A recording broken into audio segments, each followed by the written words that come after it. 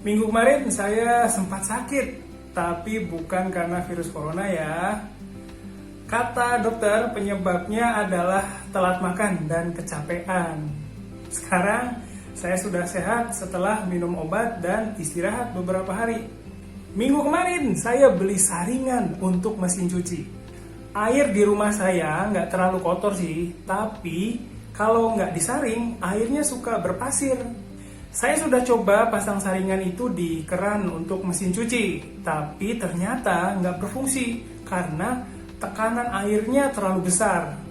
Terus saya juga akhirnya belikan istri oven. Sebenarnya dari dulu mau belikan oven untuk istri, tapi selalu nggak jadi. Kemarin saya putuskan beli karena istri saya memang suka buat kue dan saya pikir dia juga bosan di rumah saja. Ovennya bukan oven yang biasa ada di Jepang seperti yang kalian pikir ya.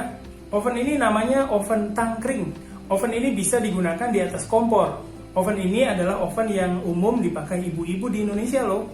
Namanya oven tangkring karena cara pakainya yang harus diletakkan di atas kompor.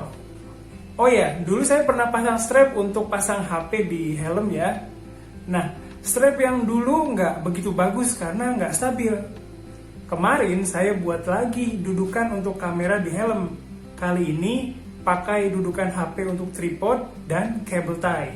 Terus supaya dudukannya nggak geser, saya pasang karet ban bekas di belakangnya. Setelah saya coba, videonya mungkin lebih stabil daripada yang dulu. Tapi karena memang nggak ada stabilizernya, jadi hasilnya belum bagus banget ya. Oke, itu tadi catatan harian saya minggu kemarin. Untuk pelajaran JLC minggu ini, saya coba hal yang baru loh. Saya buat angket untuk tampung pertanyaan dari anggota JLC yang ada di halaman Facebook Japanesia. Terus nanti pertanyaan itu saya jawab di waktu pelajaran JLC. Saya coba hal ini karena saya pikir banyak anggota JLC yang punya pertanyaan tapi nggak sempet tanya di waktu pelajaran atau di Facebook. Jenis pertanyaannya macam-macam, bisa tentang budaya Indonesia, tentang tata bahasa, atau tentang saya juga boleh. Terus saya dapat pertanyaan dan komentar yang isinya tentang kesulitan salah satu anggota JLC dalam berteman di Indonesia. Waktu baca pertanyaannya, saya teringat waktu dulu saya tinggal di Jepang. Dulu saya juga mengalami hal yang sama. Dulu saya sekolah di Jepang. Kalau di lingkungan sekolah, saya bisa dapat teman. Tapi kalau di luar lingkungan sekolah, saya susah dapat teman. Nah, dulu saya coba bermacam-macam cara supaya bisa dapat teman. Saya dulu akrab dengan satu orang Jepang. Terus dari dia, saya dapat kenalan orang Jepang yang lain. Saya juga pernah masuk klub bisbol di universitas tempat saya sekolah. Itu juga saya lakukan dengan cara yang gampang. Saya datang ke tempat klub itu latihan dan saya bilang kalau saya tertarik dengan bisbol dan mau latihan bareng sama mereka. Terus ketua klubnya bilang boleh dan akhirnya saya dapat kenalan baru dari klub itu. Saya juga pernah ikut kegiatan sukarela di panti orang dengan kebutuhan khusus. Dari kegiatan itu saya juga dapat kenalan baru. Walaupun tidak akrab, tapi saya dapat pengalaman bagaimana dapat teman di Jepang. Nah, mungkin pengalaman saya juga bisa berguna untuk kalian yang belajar bahasa Indonesia. Jadi, di video kali ini saya mau kasih tips bagaimana supaya dapat teman waktu kalian tinggal di Indonesia.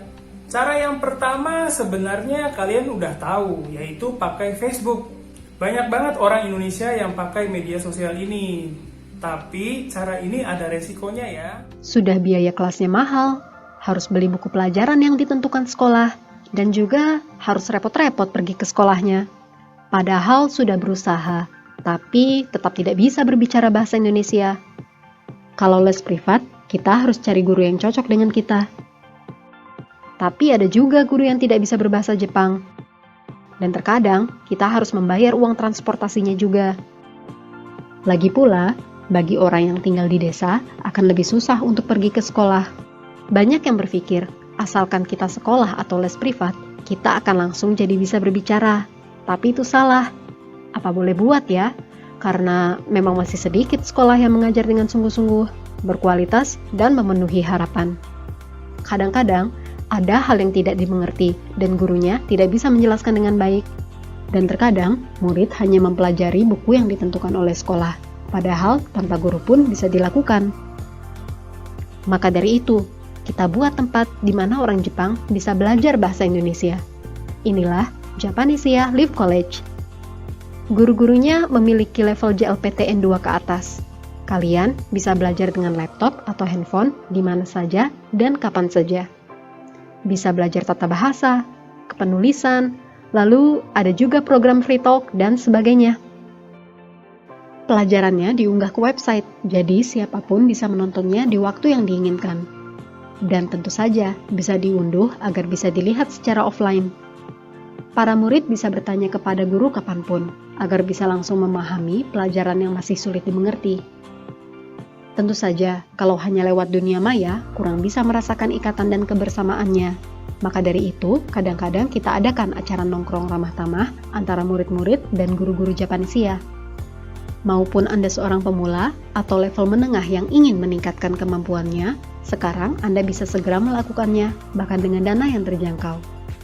Anda masih ragu? Jumlah murid kami sudah lebih dari 100 orang sejak kami buka. Silahkan cek website kami ya.